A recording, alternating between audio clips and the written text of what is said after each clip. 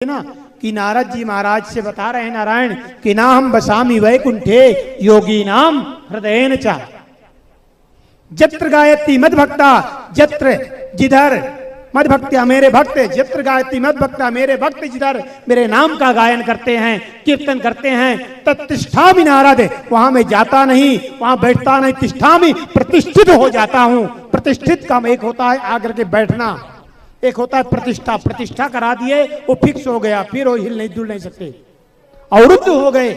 जैसे एक पंडाल है, ध्यान देना, एक पंडाल में चारों तरफ पर्दा लगा हुआ है, एक गेट है, वो गेट का समय है 3 बजे अंदर आ जाओ, उसके बाद गेट बंद हो गया, फिर 6 बजे बाहर जाना। आप अंदर आ गए तो नहीं जाएंगे। उसी प्रकार जैसे ही कीर्तन आपने प्रारंभ किया, जत्र गायत्री में भक्ता, जिधर आपने कीर्तन चालू किया वैसे नारायण आपके इष्ट जिसका भजन करते हैं आपके हृदय में विराजमान हो गए। तत्तिष्ठामि नारद, उधर प्रतिष्ठित जब तक आप कीर्तन करते हैं गारंटी है आपके हृदय में नारायण के दर्शन होंगे। तो कीर्तन करने से क्या होता है, क्या लाभ होता है, कुछ समझ में आया? क्या लाभ होता है भैया बता दीजिए, क्या लाभ होता है? समझ में आया ना? बताइए। तो एक बात है कि हम वहां से बताएंगे भी तो सोचते होंगे महाराज जी को सुनाई नहीं देगा, लेकिन हमारा ये भले ना तेज हो, लेकिन हमारा माइक बहुत ज्यादा तेज है। आप लोग कुछ भी बोलेंगे आपके वहां मोड को देख करके हम समझ जाएंगे आप क्या बोल रहे हैं। तो क्या लाभ होता है कीर्तन करने से? खोल दो, खोलो इसको।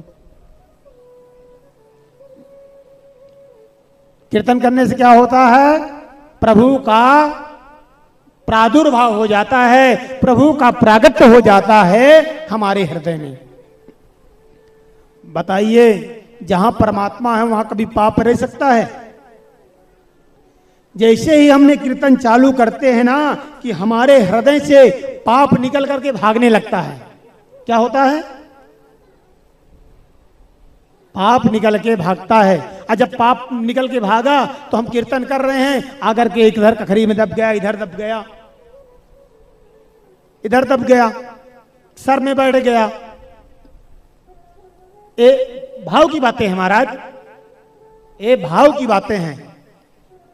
जैसे पहले के जमाने में ज्वार, समझते हैं ज्वार बाजरा बोया जाता था, तो पहले क्या करते थे कि टूटी थाली हो या टीना हो, कोई भी पात्र लेकर के बजाते टन टन टन टन। आपके क्षेत्र में बोया जाता था कभी ज्वार?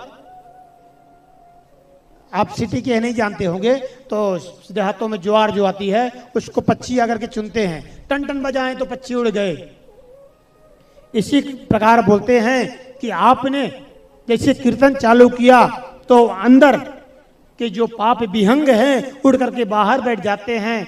तो वो विहंग जैसे ही बाहर बैठ गए तो हमारे भैया बोले, हम बोले ठोको ताड़ी, तालियों से सेवा करो। और जैसे आपने ताली बजाया तो राम कथा सुन धरे कर तारी, राम कथा सुन दर कर तारी, संशय विहंग उड़ावन हारी, संशय विहंग उड़ावन हारी।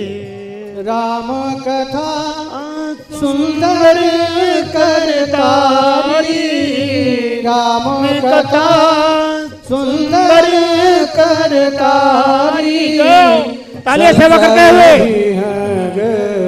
उड़ावन हारी, संशय विहंग उड़ावन हारी। चौपाई से कुछ समझ में आया होगा, कुछ नहीं तो हम समझाएंगे। राम कथा सुंदर करतारी, राम की जैसे हमने अपने इष्ट का कीर्तन किए और कीर्तन में सुंदर ताली बजाए, तो राम कथा सुंदर करतारी, संशय विहंग उड़ावन हारी। वो जो पाप रूपी संशय रूपी विहंग बाहर निकल के सर में बैठ गया, यहाँ बैठ गया, तो जैसे हमने ताली इनके नाम से बजाई तो चिटिक करके सभी दूर हो गए ताली की धुन से। लेकिन कोई कोई जिद्दी होता है, हटी होता है, वो कखरी में भी आके नीचे यहाँ ताली बजा रहे हैं, दब गया। इसे लास्ट में हमने 3 बार बुलाया, भोलेनाथ महाराज की, भोलेनाथ महाराज की, हर हर महादेव। हमने जैसे ही हाथ उठाया कि यहाँ के दबे हुए पाप भी छू मंत्र। अब समझ में आया जयकारा क्यों बुलाया जाता है? तो जयकारा में जो कीर्तन नहीं करता ना, ताली नहीं बजाता, तो क्या होता है, बाजू वाले के पाप जो रहते हैं बाजू वाले के बैठ जाते हैं और फिर बंद के अंदर घुस जाते हैं। इसलिए बाजू वाले को मत देखो ताली बजा रहा है कि नहीं, प्यार से ताली, जब भजन होता है तो बजाना चाहिए, कीर्तन होता है, कहीं भी आप रहिए, यहाँ नहीं, कहीं भी कीर्तन हो रहा है, भजन हो रहा है, उसमें आनंद हो, डूब जाइए आप। बहुत आदमी देखते हैं कि मेरा पड़ोसी नहीं बजा रहा तो शर्म आती होगी, ऐसा पहले ऐसा उठाएगा, फिर घर नहीं आ रहा, वो नहीं बजा रहा, वो भी बंद कर दिया। लेकिन ध्यान देना, बाजू वाला तो नहीं बजा रहा, आपकी इच्छा बजाने की, आप नहीं बजा रहे हैं तो जरूर है कि आपके मन का भाव है तो हटेगा, लेकिन बाजू वाले के कुछ कूद के पास में आ जाएंगे। इसलिए बाजू वाले को देख करके कोई काम भक्ति मत करना। भक्ति किसी को देख करके नहीं की जाती, भाव से की जाती है महाराज। किससे की जाती है? भाव से।